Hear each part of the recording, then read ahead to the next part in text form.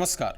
हर जुर्म को मुंहतोड़ जवाब, हर गुनाह का पर्दाफाश और हर गुनाहगार को सलाखों के पीछे पहुंचाने के ठोस इरादे के साथ पुरवैया क्राइम स्पेशल लेकर हाजिर हूं मैं प्रभात पांडे।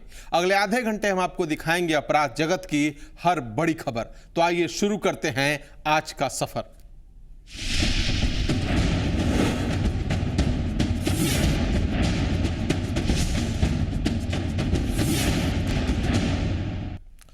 कुछ महीने पहले ही उन लड़कों ने कड़ी मेहनत के बाद इंजीनियरिंग का एंट्रेंस एग्जाम पास किया था और फिर इंजीनियर बनने की हसरत लेकर उस शहर में गए जहां के बारे में उन्होंने या तो किताबों में पढ़ा था या फिर सुना था।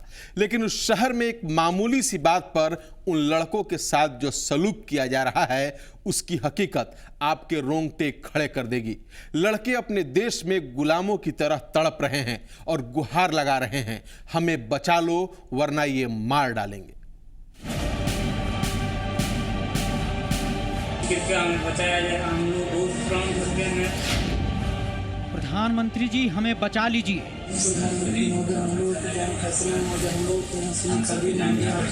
हम लोग यहाँ पे बहुत से अपने आप को महसूस कर हम लोगों की जान मार रहे हैं। गृह मंत्री जी हमें यहाँ से निकालिए वरना हमें मार दिया जाएगा। गृह मंत्री महोदय से निवेदन है कि हम लोग प्लीज यहाँ से बचाइए, हमारे जान बहुत खतरे में है। हम यहाँ महफूज नहीं, हमें मारा पीटा जा रहा है। हमें मारा पीटा जा रहा है और जान से मारने की धमकियां दी जा रही हैं। ये लड़के वैसे ही गुहार लगा रहे हैं जैसे इराक में ISIS के आतंकियों के चंगुल में फंसे यजीदी समुदाय के लोग दुनिया भर के लोगों से जान बचाने की गुहार लगाते सुनाई देते हैं।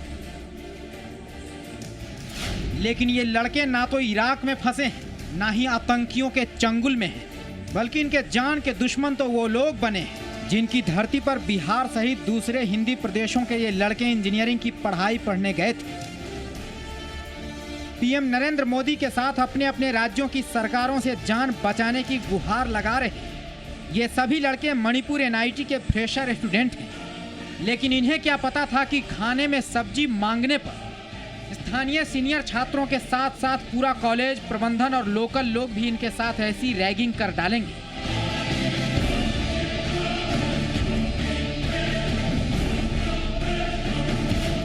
मणिपुर NIT में पढ़ने वाले बिहार के 150 छात्र सही तमाम हिंदी भाषी छात्र बीते शुक्रवार से इसी तरह दहशत में जी रहे हैं और अपनी जान बचाने की फरियाद कर रहे हैं।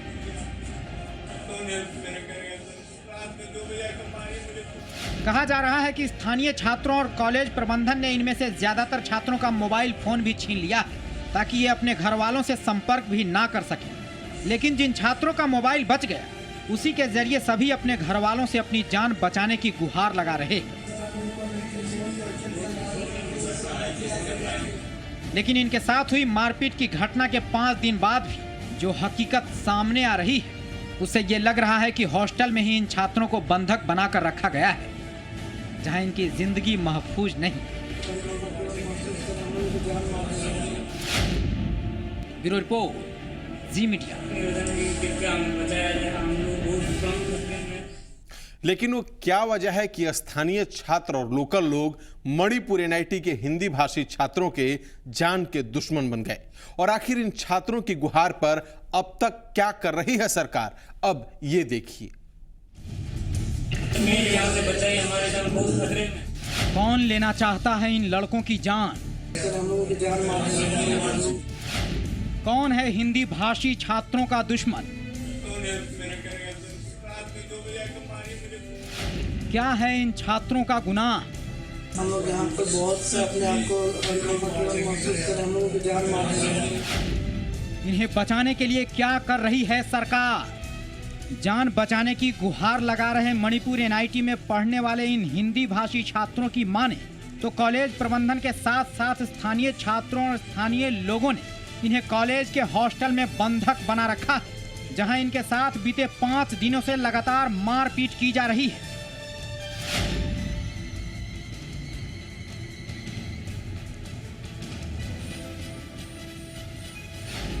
मणिपुर एनआईटी के हिंदी भाषी छात्रों के मुताबिक विवाद की शुरुआत बीते शुक्रवार को तब हुई जब हॉस्टल के मेस में खाना खाने के दौरान इसी साल दाखिला लेने वाले बिहार के एक छात्र ने दोबारा सब्जी की मांग की। कहा जा रहा है कि जब उसने खाना परोसने वाले कर्मचारी से दोबारा सब्जी मांगी तो एक स्थानीय छात्र ने कर्मचारी को सब्जी देने से मना कर दिया। इसे लेकर मेस में ही हिंदी भाषी और स्थानीय छात्रों के बीच झड़प हो गई। कहा जा रहा है कि इसके बाद स्थानीय छात्रों ने सब्जी में थूक दिया। वहां और क्या कुछ हुआ, ये सुनिए पटना के रहने वाले छात्र आकाश के पिता सत्येंद्र सिंह से। वो लोग मणिपुर लोग वाले खाना में अथी थूक डाल दिया था। उस पर बिहारियों ने अथी किया, जैसा कि बच्चा मेरा बोला, तो उसी पर उन्होंने मणिपुर वाले लोग मिलजुल के बहुत मारपीट किया। और बाहर से उन लोग पहले से गुटबाजी कर करके मंगाया हुआ था। बहुत ज़्यादा कॉलेज प्रशासन से आपके बच्चे और जो भी बिहार के लड़के हैं उन्होंने कंप्लेंट किया क्या? जानकारी है? हाँ, कॉलेज प्रशासन से मैं थी कंप्लेंट किया तो इन्होंने कहा कि ठीक है, जूठा वार्डन बोले कि ठीक है जूठा कर दिया तो लोग बाहर में जाकर नाश्ता कर दो। यही तो अथी हुआ। दुर्भाग्यवश उन लोग बाहर गए और बाहर गया तो उन लोग बाहर से लगाया हुआ था। मणिपुर के लोग बहुत सारे लोग आए हुए थे और उन लोगों खास करके जाते मारपीट किया इन लोग। बताया जा रहा है कि मेस में हुए विवाद के बाद कॉलेज के सभी स्थानीय छात्र एकजुट हो गए और हॉस्टल से बाहर गए 2 हिंदी भाषी छात्रों की उन्होंने कुछ स्थानीय लोगों के साथ पिटाई कर दी और फिर उसके बाद उन्होंने कई दूसरे हिंदी भाषी छात्रों के साथ भी हॉस्टल में मारपीट की। बताया जाता है कि इस बाबत जब हिंदी भाषी छात्रों ने कॉलेज प्रबंधन से इसकी शिकायत की तो बजाय स्थानीय लड़कों के खिलाफ कुछ करने के, प्रबंधन भी पीड़ित छात्रों के खिलाफ खड़ा हो गया और प्रबंधन के शाह पर कुछ और लड़कों से मारपीट करते हुए उनका मोबाइल और कंप्यूटर वगैरह छीन लिया गया। अभी क्या स्थिति? आपके बच्चे के संपर्क हो पाया है बच्चे से? अभी संपर्क हो पाया है, लेकिन हादसा हुआ है इतना कि बोल नहीं पा रहा। करा कि पापा हमको किसी तरह। कॉलेज प्रशासन से बातचीत हुई आपकी? जी नहीं, कॉलेज प्रशासन से बातचीत नहीं हुआ। शुक्रवार को हुई इस घटना की खबर मिलने के बाद एनआईटी मणिपुर में पढ़ने वाले पटना के मसौढ़ी निवासी आकाश के पिता ने सांसद रामकृपाल यादव और सीएम से मदद की गुहार लगाई और अपने बेटे की बात सांसद से भी कराई। मैं अपने क्षेत्र से वापस लौट रहा था। 8:30 बजे के अभिषेक नाम का लड़का रोते हुए, कलपते हुए, डरा हुआ, सहमा हुआ फ़ोन किया मेरे मोबाइल पर कि वो मैं मसौढ़ी का रहने वाला हूँ, नदौल का, और मैं एनआईटी का विद्यार्थी हूँ मणिपुर में। यहाँ पर जितने बिहार के एनआईटी के छात्र हैं उनकी पिटाई की जा रही है, बुरी तरह से मारा जा रहा है। यहाँ तक कि लोकल पुलिस भी हम ही लोगों को पिटाई कर रही है। मामले का पता चलने के बाद सीएम जीतन राम मांझी ने फौरन गृह मंत्री राजनाथ सिंह से बात करते हुए छात्रों के लिए मदद की मांग की और कहा कि जल्द ही दहशत में जी रहे छात्रों के घर आने का इंतजाम हो जाएगा। मणिपुर के बारे में कहा कि कल ही हमने गृह मंत्री से बात किया था। बात करने के बाद उनको पत्र भी लिखा है और हमारे बात करने के बाद गृह मंत्री जी ने, राजनाथ सिंह जी ने वहां मणिपुर के मुख्यमंत्री से बात किया और मुख्यमंत्री को कहा कि जाकर के आप देखिए हॉस्टल में। और वहां का मुख्यमंत्री मणिपुर के और डीजीपी हॉस्टल में गए, देखे, सभी बच्चों से बात किया, उनको सुरक्षा दी और जो बच्चे यहाँ बिहार आना चाहते हैं उनको भेजने की प्रक्रिया जारी हो गई है। हम समझते हैं आजकल में सभी बच्चे आ जाएंगे। लेकिन ये वीडियो सीएम साहब के आश्वासन के बाद का है जिसमें छात्र अपनी हालत बताते हुए पीएम से जान बचाने की अपील कर रहे हैं। प्रधानमंत्री महोदय, हम लोग की जान खतरे में महोदय, हम लोग के यहाँ सभी मांगे आपसे। हम लोग यहाँ पे बहुत से अपने आप को अनकंफर्टेबल महसूस कर, हम लोगों की जान मार रहे हैं। छात्रों की आवाज से यह समझना मुश्किल नहीं कि उनकी क्या हालत है और वो किस खौफ में जी रहे हैं। लेकिन सवाल ये कि आखिर कब तक इन छात्रों को इस दहशत भरे माहौल से निकाला जाएगा। ब्यूरो रिपोर्ट के साथ आनंद अमृतराज, जी मीडिया, पटना। मेरे यहाँ से बचाइए, हमारे जान बहुत खतरे में। फिलहाल वक्त है एक ब्रेक का। ब्रेक के बाद देखेंगे सनसनीखेज गुनाहों की कुछ और कहानियां।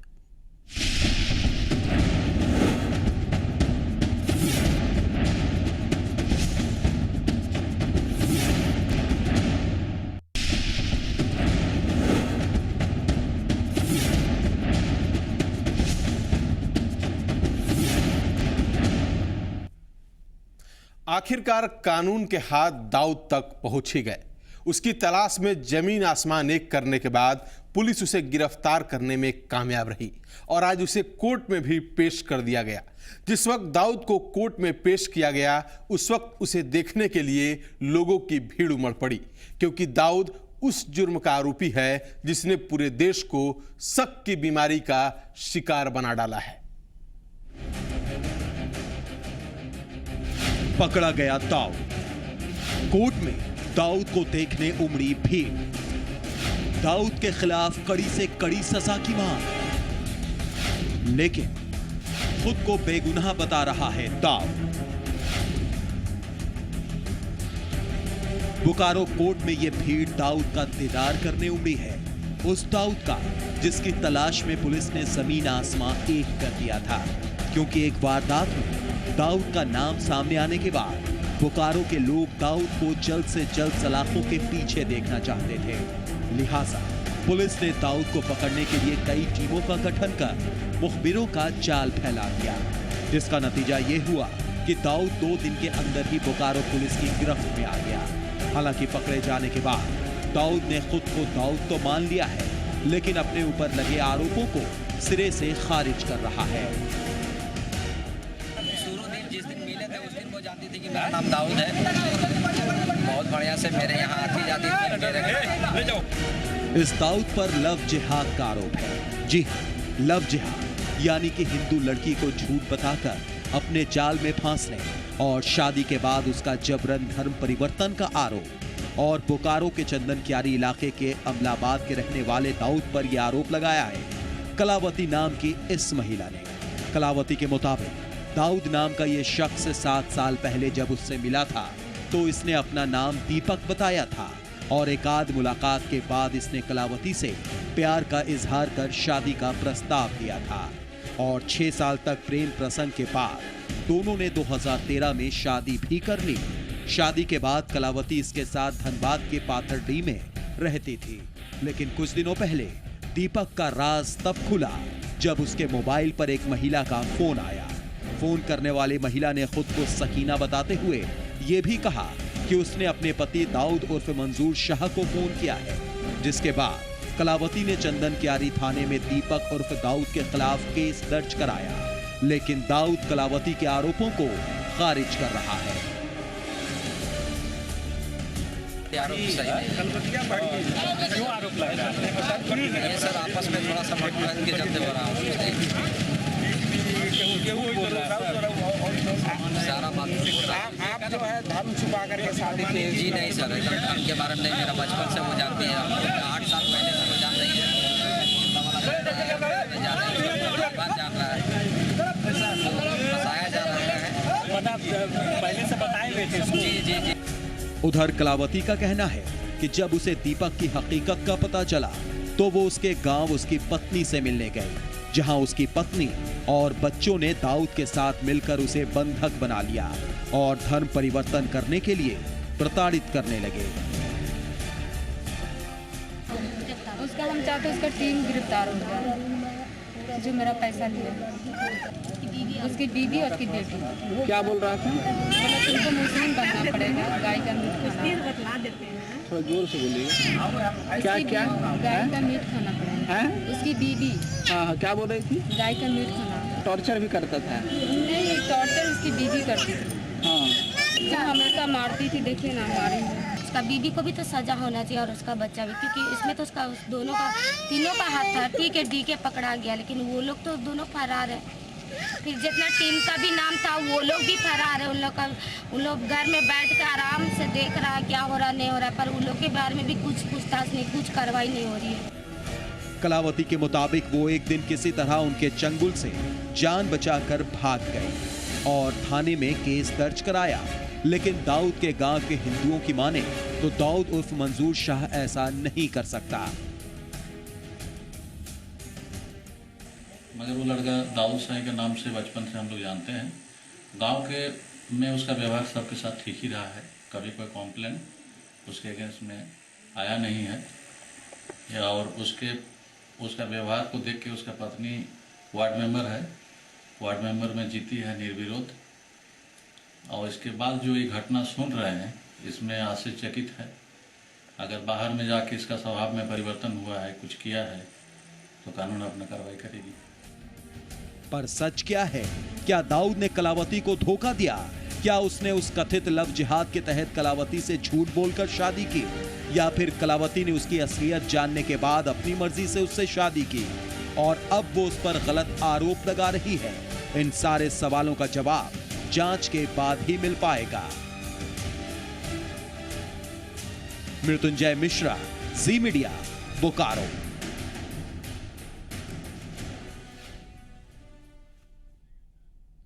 वक्त एक और ब्रेक का हो गया है। ब्रेक के बाद देखेंगे सनसनीखेज गुनाहों की कुछ और कहानियां।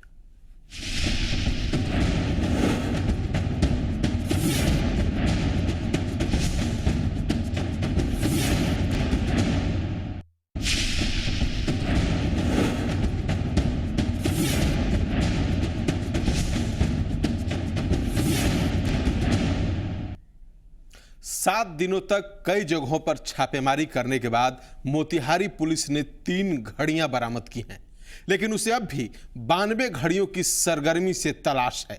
और उन घड़ियों की तलाश में पुलिस की कई टीमें जुटी हुई हैं, लेकिन आखिर उन घड़ियों में ऐसा क्या है कि पुलिस वाले उन्हें ढूंढने में लगे हैं? ये देखिए।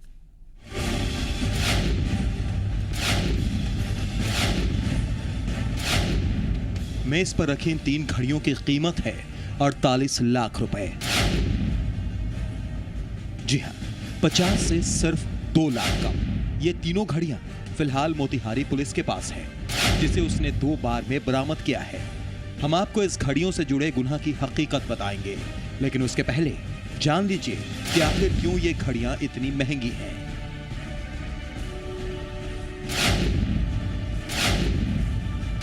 असल में ये घड़ियां सोने की हैं।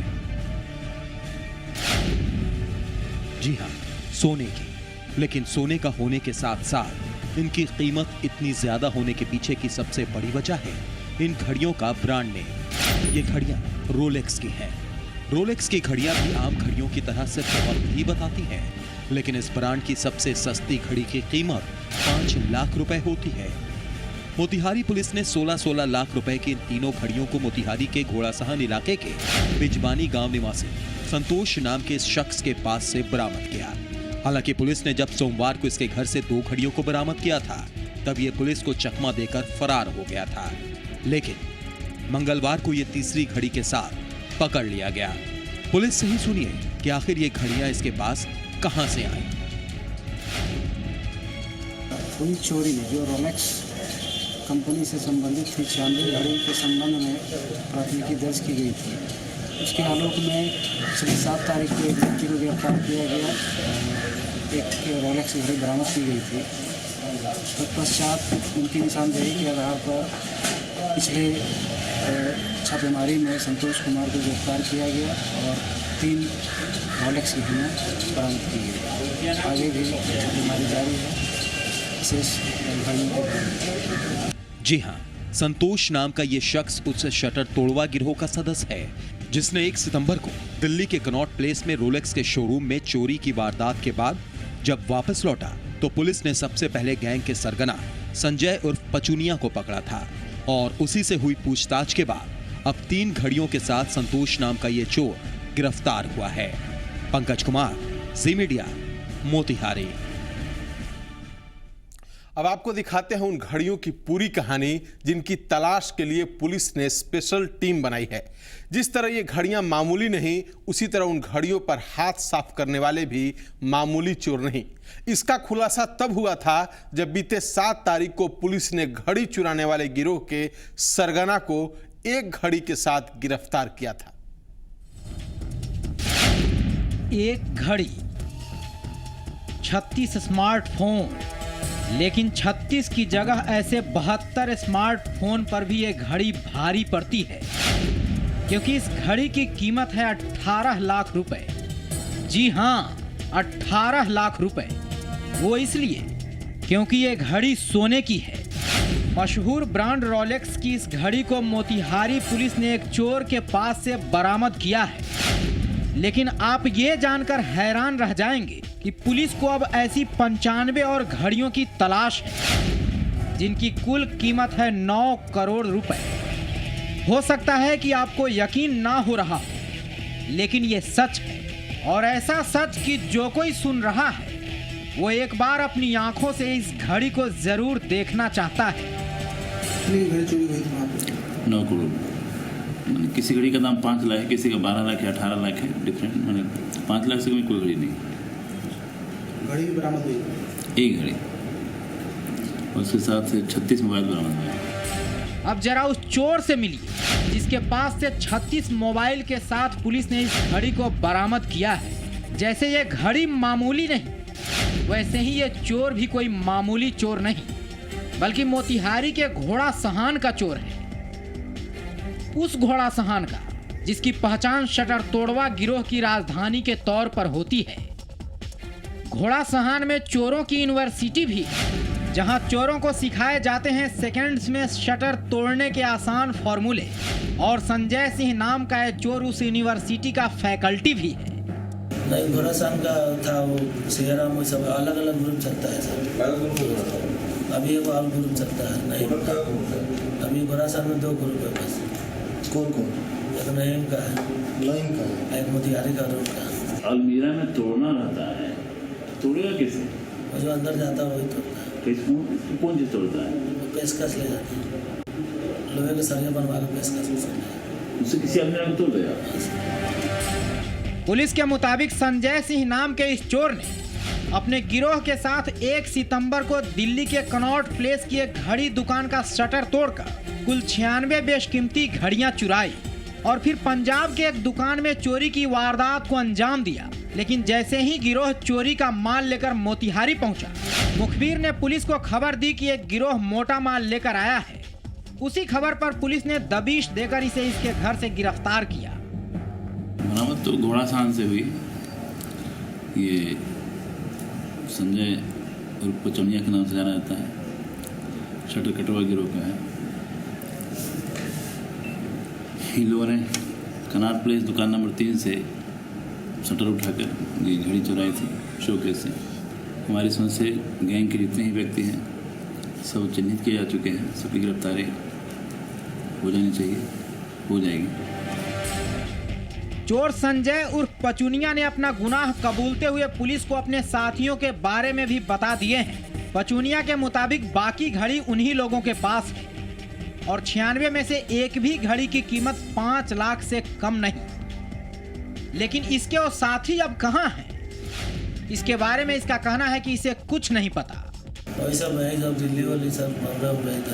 वही ना पूछा जा रहा है, दिल्ली मुंबई और बताओ। दिल्ली मुंबई और गुजरात में केस है? हाँ सर। गुजरात में कहाँ केस है? बहुत दिन का छोड़ गया था केस नहीं। अभी तो पंजाब में किया था इसने, पंजाब में दिल्ली गया। हम लोग पकड़े गए, भाग गया 9 आदमी। अलग ग्रुप? नेता कौन था? नेता था सियाराम, मालवे रखा था ज्यादा, सियाराम पवन अंदर घुसा था। संजय उर्फ पचुनिया ने अपने साथियों के बारे में पुलिस को जो भी बताया है, पुलिस उसी आधार पर बाकी के चोरों की तलाश में जुटी है। साथ ही दिल्ली पुलिस को भी खबर दे दी गई है और उसके मोतिहारी पहुंचने पर इसे दिल्ली पुलिस के हवाले कर दिया जाएगा। पंकज कुमार, जी मीडिया, मोतिहारी। पूर्वैया क्राइम स्पेशल में आज बस इतना ही। कल फिर होगी मुलाकात क्राइम जगत की बड़ी खबरों के साथ। नमस्कार।